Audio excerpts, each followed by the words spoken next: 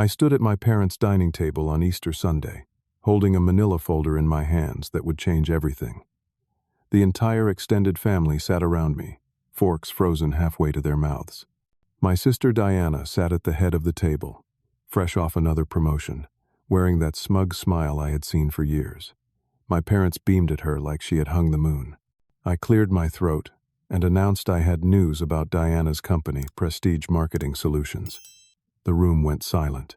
Diana's smile faltered. I opened the folder and revealed the documents showing I now owned the majority stake. I looked directly at my sister and said 3 words that had been years in the making. "You are fired." But I am getting ahead of myself. Let me take you back 3 years to where this whole mess started, back when I was 29 years old and still believed my family might eventually see my worth. I was a freelance graphic designer back then, working out of a small apartment in Chicago, building my business one client at a time. My sister Diana was 26 and had just landed her first big corporate job as a junior marketing executive at Prestige Marketing Solutions, a mid-sized firm downtown. The salary was $65,000 a year, which my parents treated like she had just won the lottery. See, my parents, Frank and Margaret, had always favored Diana. It was not even subtle. She was the golden child from day one. Honor roll student, sorority president, internships at Fortune 500 companies. She followed the script perfectly. I, on the other hand, went to art school. I chose the creative path. I wanted to build something of my own, instead of climbing someone else's corporate ladder. To my parents, this made me the family disappointment. Thanksgiving dinner that year was when everything started to unravel. The whole family gathered at my parents' house in suburban Illinois. There must have been 20 people crammed around that table. Diana stood up during dessert and announced her new position at Prestige Marketing Solutions, going into detail about her salary, her benefits package, her corner office aspirations.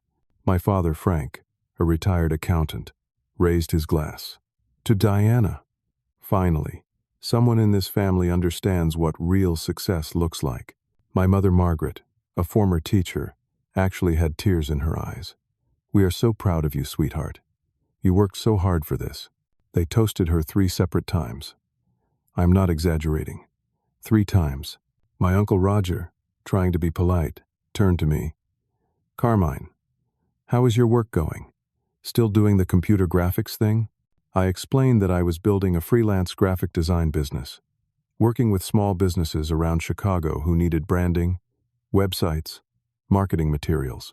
I had 12 steady clients and was averaging about $4,500 a month. Not a fortune, but I was growing, learning, building something real. My father actually laughed. Not a chuckle. A full, dismissive laugh. "When are you going to get a real job, son?" My mother jumped in, her voice dripping with concern that felt more like pity. "Honey, you cannot pay bills with doodles and computer art. Have you thought about applying to companies like Diana did?" Diana smirked from across the table. "Maybe if you had applied yourself in school like I did, you would have real opportunities now." The entire family nodded along. My cousins, aunts, uncles, they all praised Diana's real career while treating mine like a hobby I would eventually grow out of. My girlfriend Sarah, who had been dating me for 8 months, squeezed my hand under the table, but I noticed she did not defend me. She just looked uncomfortable. After dinner, I went to the kitchen to get some air. That is when I overheard my parents talking by the sink. They did not know I was standing just around the corner. "I do not understand where we went wrong with him," my mother said, her voice heavy with disappointment. "Diana has such drive, such ambition." My father sighed. "He will come crawling back when his little hobby fails. They always do. Maybe a few months of struggling will teach him the value of a real paycheck." I stood there in that hallway, my hands clenched into fists, and made a silent promise to myself. I would prove them wrong. All of them. I would build something so successful, they would have no choice but to respect it. 2 weeks after Thanksgiving, I landed the biggest client of my career.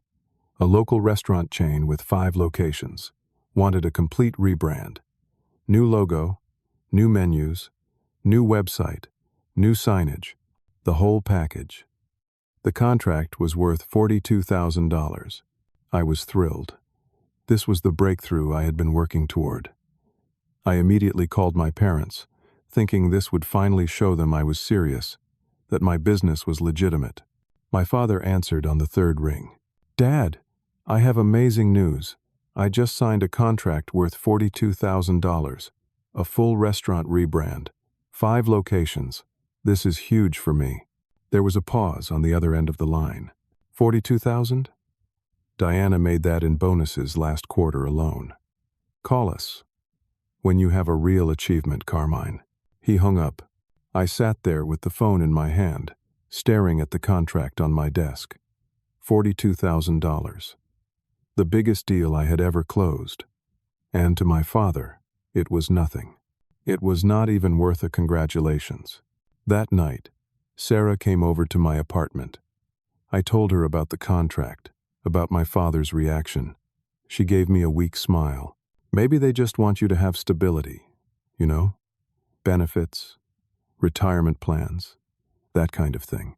"I am building a business," I said. "That is stability." She did not respond. She just turned on the television and we sat there in silence. Looking back now, that was the first crack in our relationship. I just did not see it yet. Over the next few months, I poured everything into that restaurant rebrand. I worked 70-hour weeks, perfecting every detail. The client loved it. They referred me to 3 other businesses. By spring, I was averaging $5,500 a month. My portfolio was growing. My reputation in the local small business community was solid. But to my family, I was still just playing around on computers. Easter dinner rolled around the following April, exactly 1 year before the Easter dinner where this story ends. The whole family gathered at my parents' house again. Same cast of characters, same judgmental stares. Diana arrived wearing a designer dress and showed off a new watch that probably cost more than my monthly rent. She waited until everyone was seated before making her announcement. "I have some exciting news to share," she said, standing at the head of the table like she was giving a corporate presentation. "I have been promoted to account manager at Prestige Marketing Solutions. My new salary is $82,000, plus performance bonuses and stock options." The room erupted. My parents popped champagne, actual champagne, at Easter dinner. My mother hugged Diana so tight I thought she might crack a rib. My father gave a speech about hard work and dedication, and following your dreams through legitimate channels. I tried to share my own updates. I pulled out my phone and showed my uncle some of my recent work. A craft brewery rebrand, a boutique hotel website, a local gym's complete visual identity package. My father glanced over, barely looking at the screen. "That is nice, son. Diana, tell us more about your benefits package. Do they match your retirement contributions?" That was it. My accomplishments, my growth, my hard work. Dismissed in a single sentence so we could discuss my sister's retirement plan. After dinner, Diana pulled me aside in the backyard. We stood by the fence, away from everyone else. For the first time in years, she seemed genuinely interested in talking to me. "Your work actually looks pretty good," she said, scrolling through my portfolio on my phone. I was shocked. Diana had never shown any interest in what I did. Never asked, never cared. "Thanks," I said cautiously. "It has been a lot of work, but I am building something real." "How do you find your clients?" she asked. "What is your process?" I was so desperate for any kind of family validation that I opened up completely. I told her everything about my business model, how I targeted small businesses that big agencies ignored, how I offered affordable packages that gave real value, how I built everything through referrals and word of mouth. I even mentioned I was thinking about expanding into social media management, creating a full-service package for small business owners who needed help with their entire digital presence. Diana nodded along, asking smart questions, seeming genuinely engaged. "That is actually really clever," she said. "You found a niche that nobody else is serving." For a brief moment, I felt hope. Maybe my sister was finally seeing me as an equal. Maybe she finally respected what I was doing. I should have known better. 2 months later, in June, I got an email from a prospective client named Patricia. She owned a boutique clothing store in Lincoln Park and wanted to discuss a branding package. We set up a meeting at a coffee shop near her store. When I arrived, Patricia seemed confused. She kept glancing at her phone and then back at me. "I am sorry," she finally said. "I am a little confused about something. I reached out to you last week about doing my branding, but then I got a call from someone at Prestige Marketing Solutions. She said her name was Diana and that she was your sister. She offered me essentially the same package you quoted, but for 15% less." My stomach dropped. "She contacted you after you reached out to me?" I asked. Patricia nodded, showing me her phone. There was an email from Diana with a Prestige Marketing Solutions signature. The proposal was nearly identical to mine. Same deliverables, same timeline, same approach, but professionally formatted with corporate branding and priced just low enough to undercut me. "I am really sorry," Patricia said. "I have to go with the more established company. I am sure you understand. It is just better for my business." I sat there in that coffee shop long after Patricia left, staring at my cold coffee. My sister had stolen my client. She had used the information I gave her about my business model and turned it against me. I called her immediately. "Diana, what the hell?" Patricia was my client.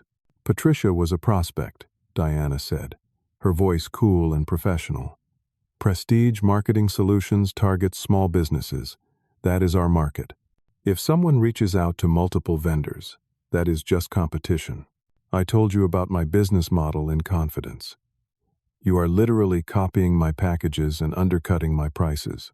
If your business model is so easy to replicate, maybe it was not that special to begin with." Her voice was ice cold now. "This is just business, Carmine. Maybe you should learn how real competition works. Grow up." She hung up. Over the next 6 weeks, it happened 4 more times. Prospective clients would contact me. We would have initial conversations, and then Diana would swoop in with a Prestige Marketing Solutions proposal that undercut me just enough to win the business.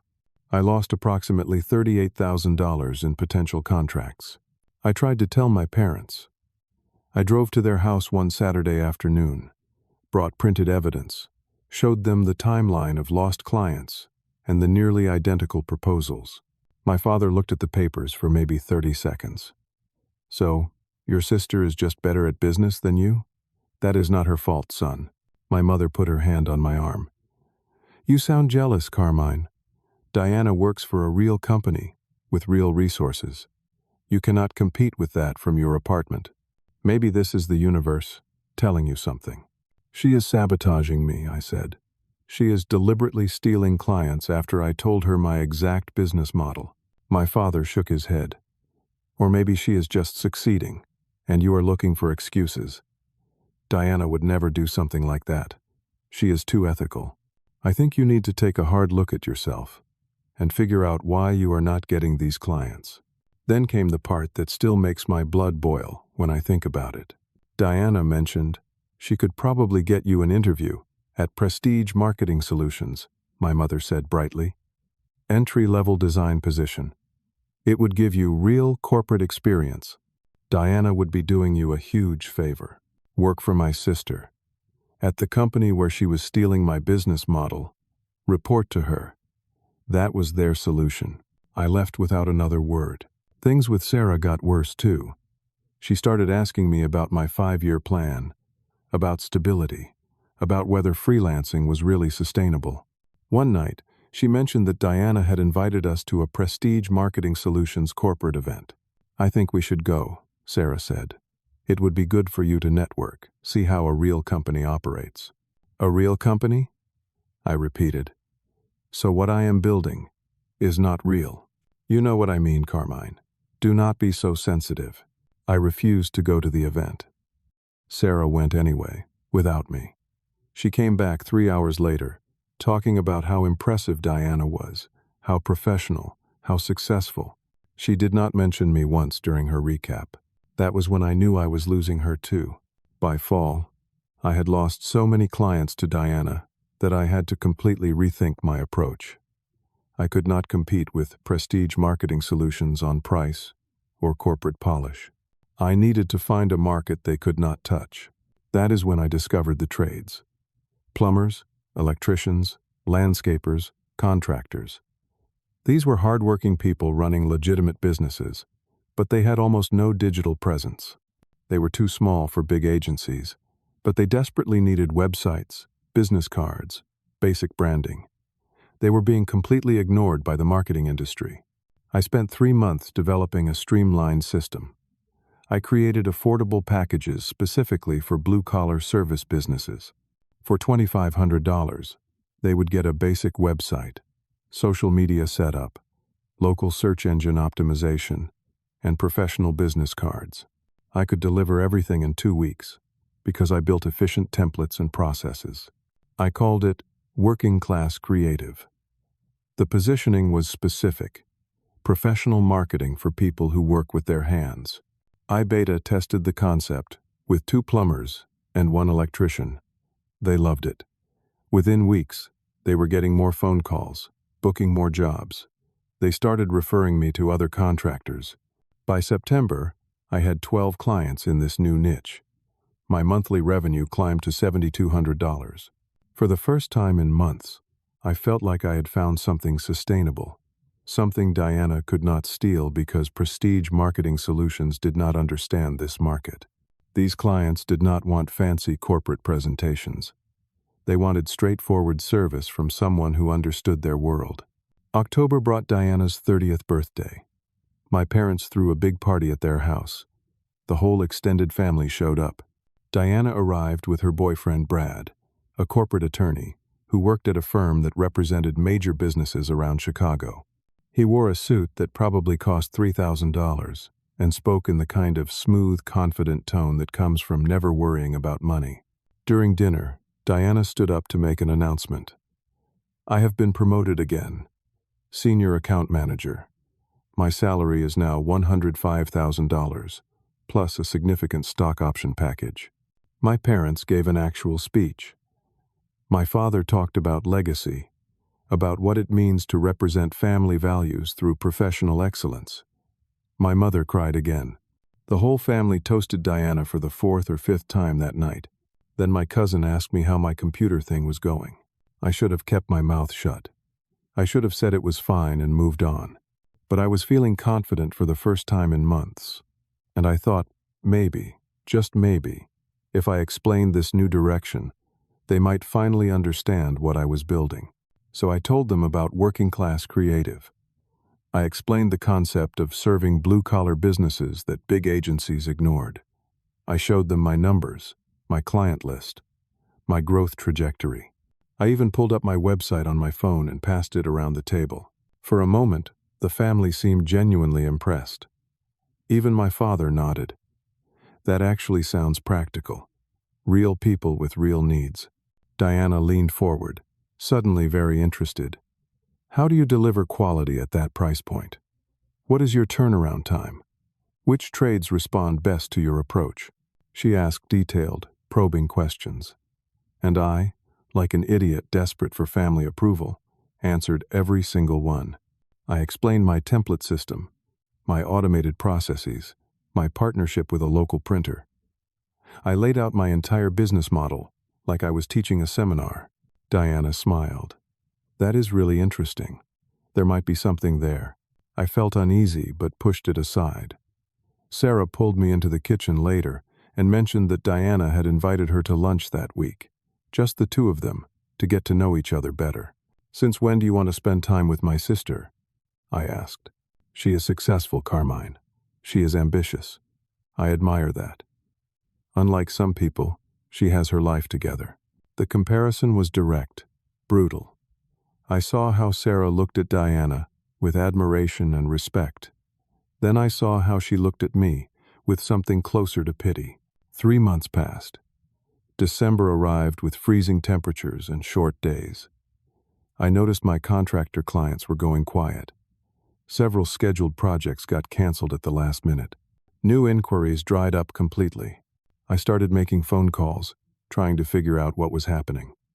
Most clients were awkward and apologetic. Finally, a plumber named Eddie told me the truth. "Look, man, I really appreciate what you did for me. Your website brought me a lot of business. But this other company reached out last week. Prestige something.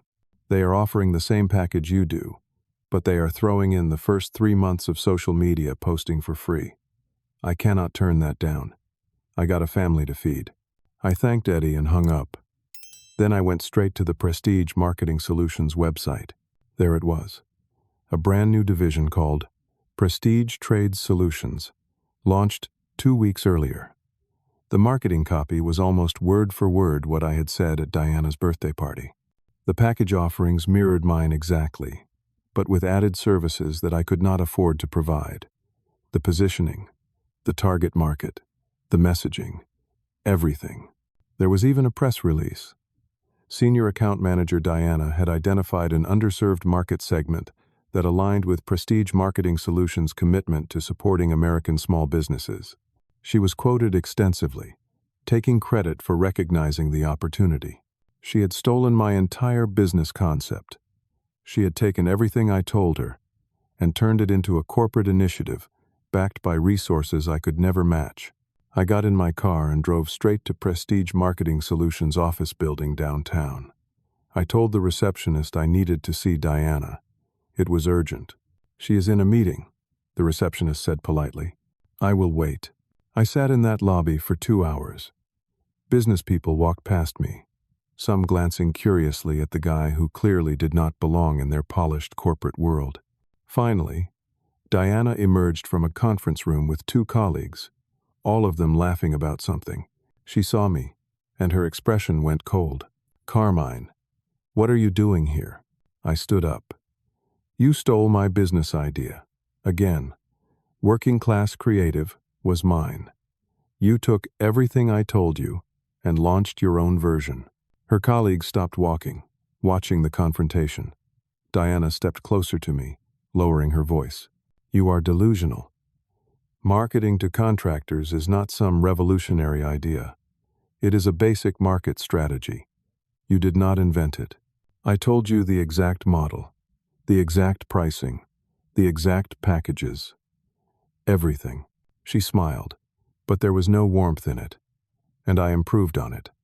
"That is called business evolution, Carmine. You should try it sometime.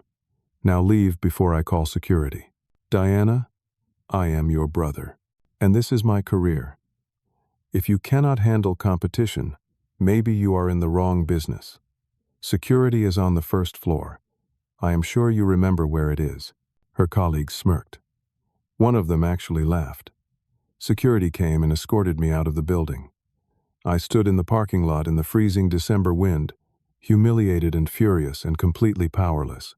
My phone buzzed. A text from Sarah. "We need to talk tonight." I knew what was coming before I even got home. Sarah was already packing her clothes when I walked into my apartment.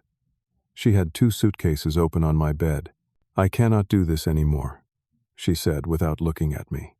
"You are going nowhere. Diana offered me a job in human resources at Prestige Marketing Solutions. I start next month." "She offered you a job? When?" "We have been talking for a while. She has been really supportive. More supportive than you have been." The pieces clicked into place. Diana had not just stolen my business. She had deliberately cultivated a relationship with my girlfriend, offering her the stability and success I could not provide. "How long have you been planning this?" I asked. "Does it matter?" "You are 31 years old and living like a college student, Carmine. Diana says there is an entry-level position in their design department. $38,000 to start plus benefits. You should apply. Swallow your pride for once. Get out." "Gladly." Sarah took her things and left. I sat alone in my apartment, surrounded by the wreckage of everything I had tried to build. My business was collapsing. My girlfriend was gone. My family thought I was a failure. And my sister was systematically destroying every opportunity I tried to create. December revenue, $800. I could not pay rent. I started using credit cards to cover basic expenses. 3 cards maxed out within weeks. January hit me like a freight train. I could not make rent on my apartment. My landlord was a decent guy, gave me 2 weeks grace period, but eventually he had no choice. Eviction notice. I had nowhere to go and almost no money left. I swallowed what little pride I had remaining and called my parents. My hands shook while the phone rang. "Dad, I need help. I am being evicted. Can I stay in your basement for a few weeks? Just until I figure things out?" There was a long pause on the other end. Then my father's voice, cold and firm. "Absolutely not. You made your choices, Carmine. Live with them." My mother got on the line. "If you had taken Diana's job offer, you would not be in this position. We told you this would happen. So you are just going to let me be homeless?" My father took the phone back. "You want our help? Call your sister, apologize for embarrassing her at her office, and accept her job offer. Those are your options. We are done enabling your irresponsible behavior." They hung up. I sat there with a dead phone in my hand, realizing my own parents would rather see me on the street than admit they had been wrong about me. The eviction went through in February. I packed what I could into a storage unit, using the last available credit on my final card. Everything else I sold for whatever I could get. My desk, my good computer monitor, my furniture. I made about $300 total.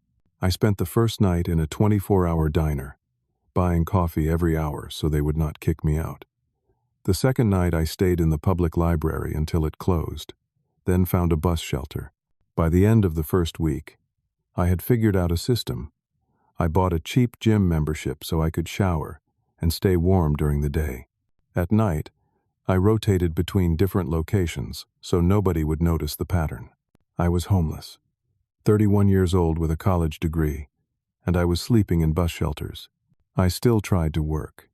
I used library computers to check email and maintain what little web presence I had left. February income, $300. One small logo project from a client who did not know my situation. March brought the call from my mother. Easter was coming up. They wanted me at dinner. "Diana said you might need a good meal," my mother said, her tone dripping with pity. "She really does care about you, you know. She is worried about you."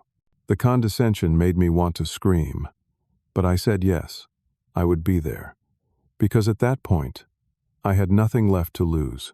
I was using a library computer one afternoon in late March, applying to random jobs online. Anything that might pay money. I had given up on my business. I just needed to survive. An older man, maybe 65 or 70, sat down at the computer next to mine. He had white hair and wore an expensive watch. He pulled out a tablet and started working on something. After about 20 minutes, he glanced over at my screen. I was updating my resume, trying to figure out how to explain the gap in my employment. "Tough job market," he said conversationally. "You have no idea," I replied. "What kind of work are you looking for?" I do not know why I opened up to this complete stranger. Maybe because I had nobody else to talk to. Maybe because I was so desperate for human connection that I would talk to anyone. But I told him everything. The whole story. Diana stealing my clients. My business model. My girlfriend. The eviction. My parents refusing to help. Everything. I expected pity or judgment. Instead, the man leaned back in his chair and studied me carefully. "I know Diana," he said quietly. "I know Prestige Marketing Solutions, too." I looked at him, confused. "How?" "I founded that company 32 years ago. Sold it 12 years back, but I kept 20% ownership, still on the board of directors. My name is Walter." I stared at him, not sure if he was serious. Walter pulled up something on his tablet and showed it to me. Internal financial documents from Prestige Marketing Solutions. Real numbers, not the public-facing ones. "Your sister is good at corporate politics," Walter said. "Not as good at actual business. The company has been declining since she took over the trades division. Costs are up, profit margins are down. She is making everything look successful on paper, while bleeding the company dry. He scrolled through more documents. Revenue projections versus actual performance. Client retention rates. Operating expenses. The numbers told a story of a company in trouble. "I have been looking for someone to help me fix things," Walter said. "Someone hungry. Someone with something to prove. Someone who understands real business, not just corporate theater." He looked at me directly. "Work with me. I will teach you how real business works. Real power. Real strategy. And if you are as good as I think you might be, we will buy that company right out from under your sister." "Why would you help me?" I asked. Walter smiled.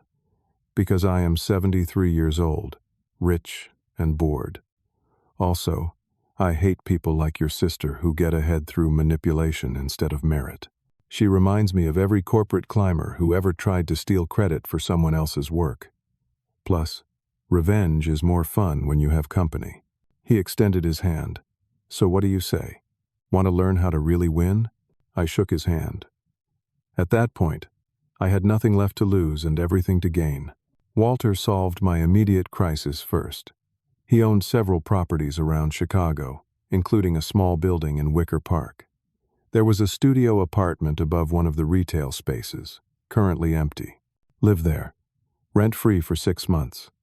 Pay me back when you are on your feet." I moved in the next day. A real bed, a real shower, a real door that locked. I almost cried from relief. "Now we work," Walter said. For the next 2 months, Walter taught me more about business than I had learned in my entire life. This was not about design or marketing. This was about strategy, finance, corporate structure. He taught me how to read financial statements, how to identify weak companies, how to understand leverage and capital structure. We met every morning at a coffee shop near his house. He would bring documents, case studies, real examples from his decades in business. He explained private equity, hostile takeovers, board politics. He took me to meetings with his network of investors, lawyers, financial advisors. He introduced me as his protégé. "You have been thinking too small," Walter told me one morning. "Your sister thinks small too, even though she believes she is playing a big game. That is why we are going to beat her. We are going to think bigger than she can imagine." Easter arrived in mid-April. 1 year before the Easter dinner where my story ends, I showed up at my parents' house clean, rested, and wearing decent clothes Walter had helped me buy. The family had no idea I had been homeless. They did not know about Walter or what we were planning. Diana arrived with Brad, her attorney boyfriend. During cocktails before dinner, she held up her left hand. A massive diamond ring sparkled under the lights. "We are engaged," she announced. The family erupted in celebration. My mother started crying immediately, already talking about wedding plans. My father hugged Brad, like he was welcoming a son he had always wanted. Then Diana dropped her second announcement. "And I have been promoted to Vice President of New Markets at Prestige Marketing Solutions. My salary is now $142,000, plus a substantial stock option package." More toasts. More speeches about Diana's incredible success. My father gave a toast about how proud he was, how Diana represented everything he and my mother had hoped their children would become. Then he looked at me. "Carmine, did you finally take Diana's job offer? We heard you have been living somewhere in the city. Working somewhere?" The entire family turned to look at me, waiting for my answer. "No," I said calmly. "I am working on something else. Something bigger." Diana smirked. "Another failed business idea? When will you learn, Carmine?" I stayed quiet. I revealed nothing. Walter had drilled this into me over the past 2 months. Revenge requires patience. Let them think you are defeated. Let them underestimate you. That is when you strike. After dinner, my mother pulled me aside. "Please do not make trouble today. Your sister has been through enough stress with the promotion and the engagement planning." I almost laughed. Diana had been through enough stress? While I had been sleeping in bus shelters? But I just nodded and said nothing. Over the next 4 months, From May through August, Walter and I executed our plan. He revealed the full scope of what he wanted to do. Prestige Marketing Solutions had been declining for 2 years. The original owners, Walter and 2 partners, had sold to a private equity firm 12 years ago, but retained ownership stakes. The private equity firm had been trying to flip the company but could not find a buyer because the numbers were not good enough. Diana's division made things look healthy on paper, but the reality was different. She had been cooking the books, hiding client losses, inflating revenue projections, counting proposed deals as closed deals. She was committing fraud to protect her career and reputation. "We are going to buy the private equity firm's stake," Walter explained. "That will give us controlling interest. Then we are going to fix the company properly, and your sister will have to answer for what she has done." Walter invested $250,000 into an initial fund. He brought in 3 other investors, retired business people from his network. Together, they raised $1.2 million. Not enough to buy the company outright, but enough to start building a case for why they should. My job was to analyze Prestige Marketing Solutions from the inside. Walter used his board seat to give me access to internal documents. I spent the entire summer going through financial records, client files, performance reports. I discovered the full extent of Diana's deception. Her trades division was actually losing money, subsidized by other departments. She had been lying to the CEO, to the board, to everyone. Client retention in her division was terrible because she focused on flashy new business instead of service quality. Several clients had quietly threatened lawsuits over undelivered promises. I documented everything: emails, contracts, client complaints, financial discrepancies. By August, Walter and I had built an airtight case. We presented our findings to the board in a closed-door meeting. The CEO, a man named Gerald, looked like he might have a heart attack. "If this is true, we could face serious legal consequences," Gerald said. "Regulatory issues, client lawsuits. This is fraud. Or we can fix it quietly," Walter said. "Give me operational control as interim chief operating officer. I will turn this around. I built this company once. I can save it again." The board voted. Walter became interim COO, with broad powers to restructure the company. Diana was on vacation, in the Bahamas with Brad. She had no idea what was happening. When Diana returned 2 weeks later, she was called into Gerald's office. I watched from the hallway as she walked in, confident and relaxed from her vacation. Walter was already there, along with the head of human resources. I could not hear everything, but I heard enough. Diana's voice rising in panic, her trying to explain away the discrepancies, then her trying to shift blame to her team members. An hour later, she emerged from the office, her face pale and tear-streaked. Security escorted her out. She was suspended pending a full investigation. 2 weeks paid leave. Then the board would decide her fate. She saw me standing in the hallway as security walked her to the elevator. Her eyes went wide with understanding. "You," she whispered. "You did this." I said nothing, just watched as the elevator doors closed. Diana did not go quietly. She started calling board members, lobbying to save her job. She was skilled at corporate politics, had built alliances. She threatened a lawsuit for gender discrimination, claiming she was being targeted by old male executives who resented her success. She even got a business reporter interested in the story. Articles started appearing about a successful female executive being pushed out by the old guard at a legacy marketing firm. But Walter and I had been thorough. We had evidence, documented, verified, impossible to dispute. The board met again in September to decide Diana's fate.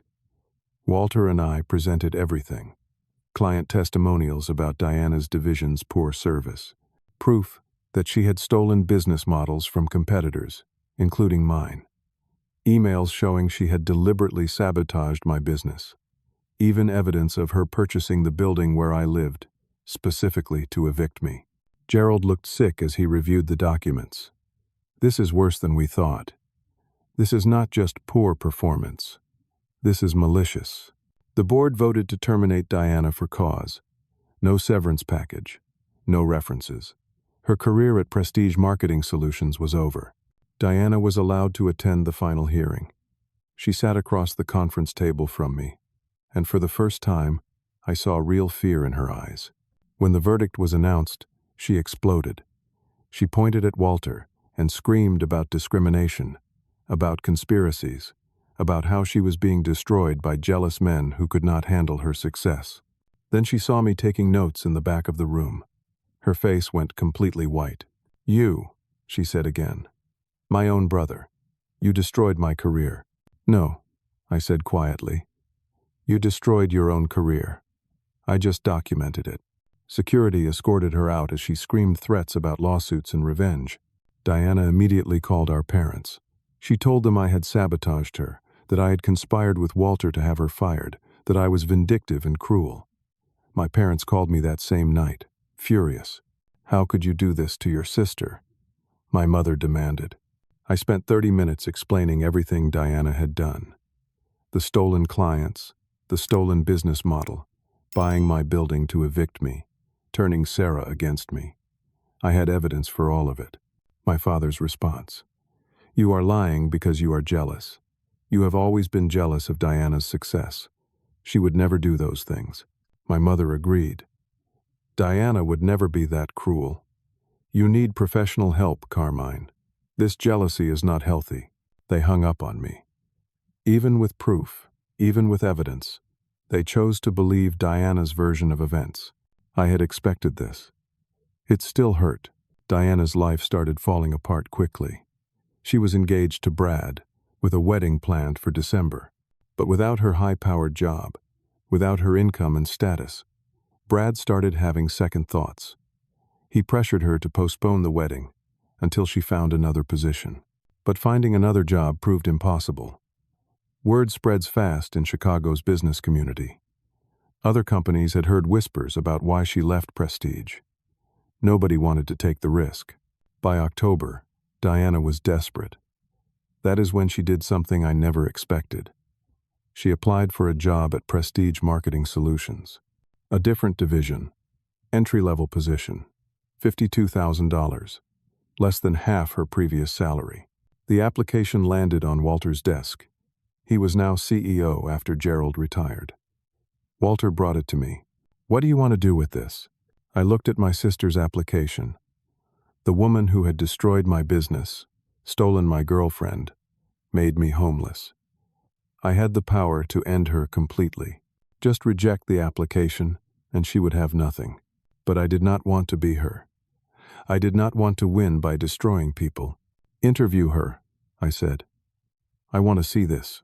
Diana came in for the interview 2 weeks later. She did not know I worked at Prestige now.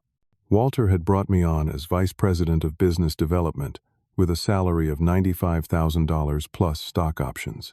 The interview was with a department head and Walter. Halfway through, I walked into the conference room. Diana's face drained of all color. "I did not know you worked here." "I am Vice President of Business Development," I said calmly. "Walter, should we continue?" The interview was painful to watch. Diana fumbled through answers, trying to explain her termination as a reorganization, a misunderstanding. We asked her direct questions about her previous role. She tried to spin everything, but the truth was in her personnel file. "You were fired for fraudulent reporting and unethical business practices," Walter said bluntly. "That is documented." Diana looked desperate. "I made mistakes. I have learned from them. Please, I need this job." She was begging, in front of her brother, the person she had tried to destroy. After the interview, Walter asked what I wanted to do. "Hire her," I said. "Probationary period. Lowest position available. Let her work here." Walter raised an eyebrow. "You are sure? You could end this right now." "I do not want to end it. I want her to see what she could have had if she had not been so ruthless. I want her to watch me succeed in the world she thought belonged only to her." Diana started work 2 weeks later.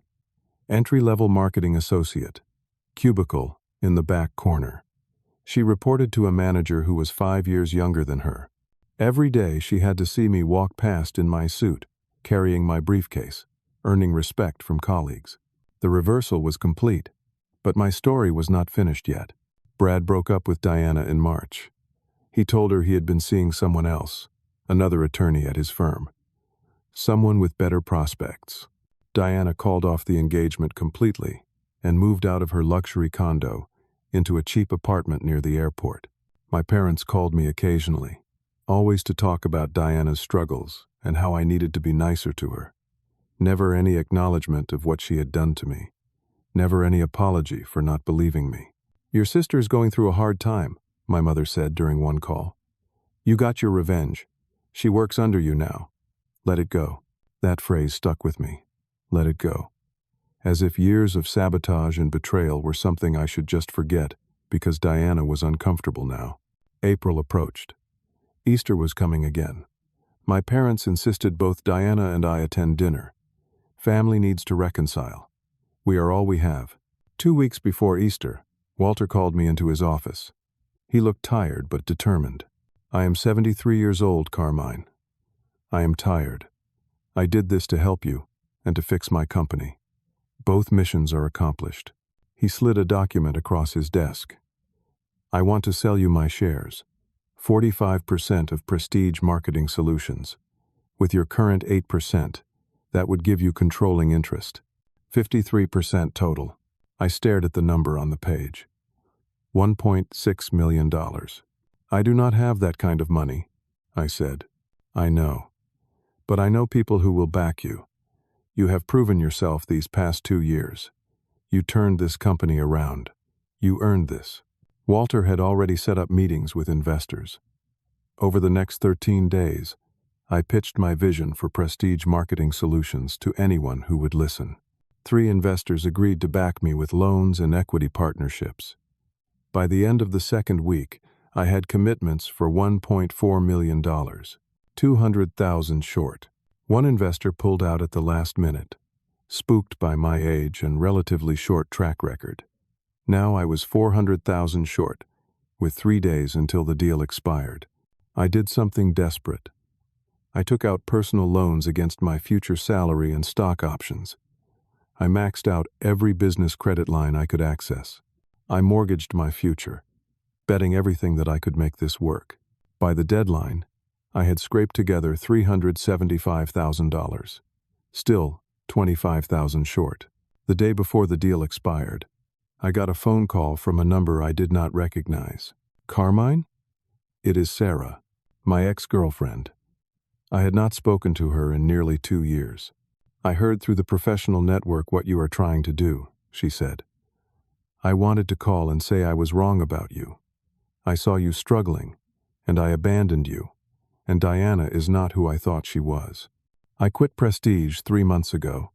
She was terrible to work for. Cruel, actually." There was a pause. "I have $28,000 in savings. It is yours if you want it. Consider it an apology and an investment in someone who deserved better." I was stunned. "Sarah, you do not have to do this. I know, but you deserve this chance. Beat her, Carmine. Beat her the right way." I accepted. The deal closed 2 hours before the deadline. I now owned 53% of Prestige Marketing Solutions. I was the majority owner, and, with the board's approval, the new chief executive officer.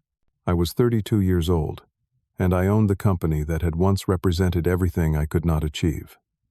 The board meeting to finalize everything happened on a Tuesday.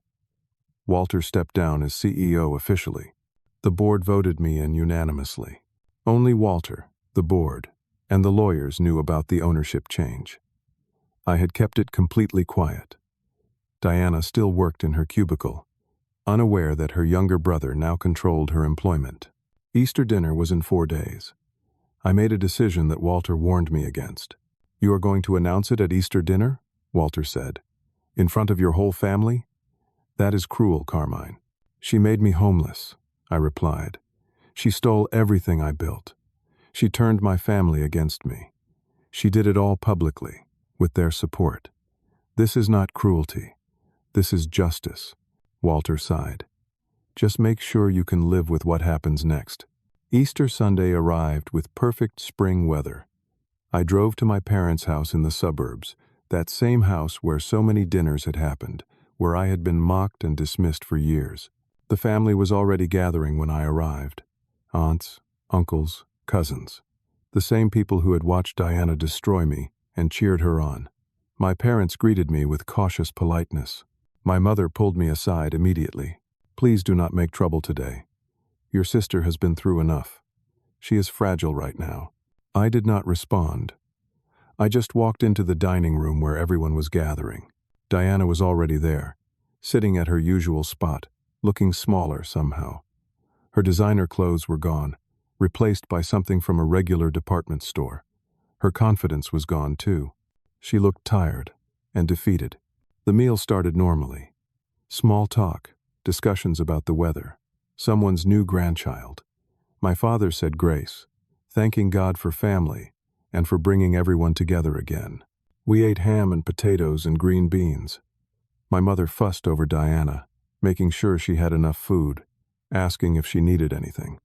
Diana barely spoke, just picked at her plate. Then dessert came. Apple pie, my mother's specialty. Coffee was poured. Everyone was relaxed, full, settling into that comfortable post-meal contentment. I stood up and tapped my glass with a fork. The room went quiet. I have an announcement, I said, about Prestige Marketing Solutions. Diana looked up, confused and worried. My parents exchanged glances. I pulled the manila folder from my briefcase and set it on the table. As of 3 days ago, I became the majority owner of Prestige Marketing Solutions, 53% stake. I am now the chief executive officer. Complete silence. Nobody moved. Nobody breathed. I opened the folder and pulled out the stock certificates, the board resolutions, the legal documents. I spread them on the table where everyone could see. The company you all said was too good for me? I continued. The company that represented real success, real achievement? I own it. My father found his voice first. What are you talking about? That is impossible. I showed him the documents. Official, legal, verified. My name on everything. Diana's hands started shaking. She put down her fork and stared at me with something between shock and terror. I turned to face her directly. Diana, as Chief Executive Officer of Prestige Marketing Solutions, I am terminating your employment effective immediately. For cause. No severance package. You cannot do this here, Diana whispered. This is Easter dinner. You made me homeless at Easter last year, I said calmly. You destroyed my business, stole my clients, turned my girlfriend against me, and bought my building just to evict me. You did all of that in front of this family, with their support and encouragement. I looked around the table at all the faces staring back at me. All of you watched her destroy me, cheered her on, told me I was jealous, immature, worthless. You said I needed to grow up and get a real job. My mother started crying. Why did you not tell us what she was doing? I did tell you. You called me a liar. You chose to believe her version over mine.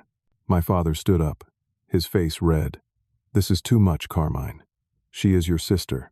Family does not do this to family. The irony was so thick, I almost laughed. Where was that logic when she was sabotaging my business? When I was sleeping in bus shelters? When you refused to let me stay in your basement because I would not work for her? Diana put her head in her hands and started sobbing. Real, broken sobs. The golden child, completely shattered. Part of me felt triumphant. This was the moment I had worked toward for 2 years. The ultimate reversal. The complete victory. But watching my sister fall apart, watching my mother cry, seeing the shock and confusion on everyone's faces, I felt something unexpected. Not satisfaction. Emptiness. Walter's words came back to me.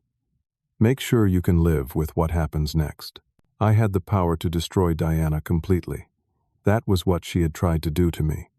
But using power to humiliate someone, even someone who deserved it, did not make me feel victorious. It made me feel like her. I sat back down. The whole room watched me, waiting.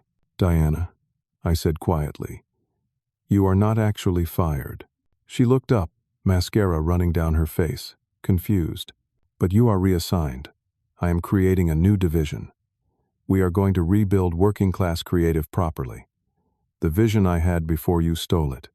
You are going to help me do it right this time." Diana stared at me. "Why would you do that?" "Because I am not you. I do not win by destroying people. I win by building things that matter." I turned to my parents. "I do not need your approval anymore. I never did.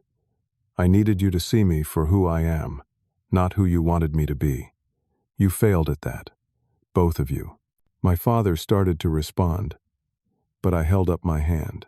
"Diana made terrible choices, cruel choices, but you created the environment where she thought she had to be perfect to be loved, where success mattered more than character, where appearance was more important than truth." My mother wiped her eyes. "We love both of you. Then you have a strange way of showing it. You put so much pressure on Diana to be the golden child that it made her ruthless. And you dismissed me so completely that I almost gave up on myself." I looked around the table at the extended family.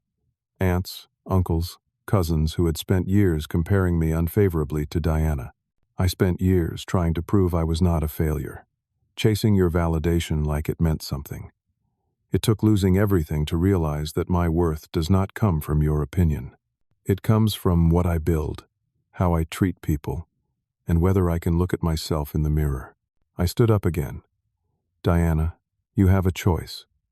Take the position I am offering. Learn how to do real business based on merit instead of manipulation. Earn your way back, or walk away and find your own path. Either way, I am done with revenge." Diana looked at me with something I had never seen from her before. Genuine remorse. "I will take the job," she said quietly. "And I am sorry. That does not fix anything, but I am sorry." "No, it does not fix anything, but it is a start." I turned to my parents one final time. "I love you both, but I do not need your approval anymore. If you want a relationship with me, it will be as equals, not as the disappointment, not as the failure. As your son, who built something real while you watched my sister try to tear it down. If you cannot do that, I understand. But I am done auditioning for your pride." I picked up my briefcase and headed for the door. My mother stood up. "Wait, Carmine. Please." I stopped. She was crying openly now. "You are right. We failed you. We put success above character. We valued appearance over substance. I am sorry. We are both sorry." My father struggled with the words, his pride fighting against reality. Finally he spoke. "I do not know how to fix this." "Start by treating us both like people instead of projects," I said. "Start by understanding that there are different ways to be successful. Start by valuing who we are, not just what we achieve." 6 months passed after that Easter dinner. I rebuilt Prestige Marketing Solutions into something better, more ethical, more focused on real value instead of flashy appearances. The company became profitable in ways that were sustainable, not just on paper. Diana actually proved to be good at honest work. Without the pressure to be perfect, without the need to compete and sabotage, she found skills she did not know she had. She ran the working-class creative division and did it well. Our relationship was professional and cordial. Not close, probably never close again, but no longer hostile. My parents slowly changed too. They attended a company event and saw what I had built with their own eyes. They started asking about my work in ways that showed genuine interest instead of judgment. My father even apologized properly one afternoon. A real apology without excuses or conditions. My mother started therapy to understand how her expectations had damaged both her children. It was not perfect. Family damage like that does not heal quickly. But it was progress. Sarah and I reconnected as friends. Just friends, nothing romantic. But there was mutual respect now, an understanding of how we had both made mistakes. Walter became a mentor and friend. He taught me that real power is not about crushing people. It is about building things that last, creating value that matters. I learned that revenge might feel good in the moment, but it is hollow in the long run. What matters is knowing your worth regardless of what anyone else thinks. What matters is building something real, treating people with integrity, and being able to look at yourself in the mirror without shame. I bought my sister's company and fired her at Easter dinner. But that is not how the story ends. It ends with me understanding that revenge is not the same as justice, power is not the same as worth, and winning is not the same as succeeding.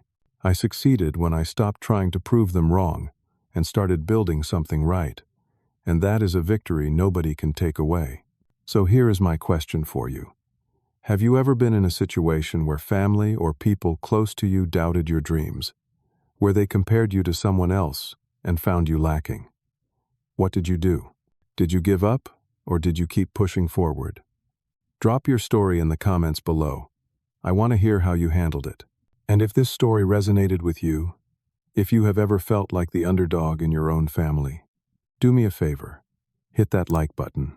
Subscribe to this channel because I share more stories about overcoming adversity and proving your worth on your own terms.